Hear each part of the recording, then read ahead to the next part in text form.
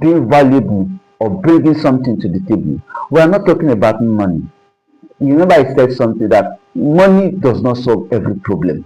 Sometimes relationships alone solve certain problems. So we're not talking about finance this time around. We're talking about other things besides money. Money is not everything you will need to build meaningful relationship. Sometimes to build meaningful relationships, you also have to have what?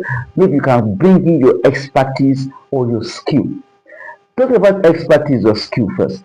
I remember recently, just this Sunday, my friends and I were talking about a business investment. It was then I discovered that one of my friends is into waste management, waste recycling per se. And in the course of our discussion, we found out that he needed finance to increase his productivity. And so my friend and the other one of my we were three friends, and so the other one we decided to come in and invest. My the third friend who has the expertise did not bring any money. All he brought in was his expertise. We brought in the money.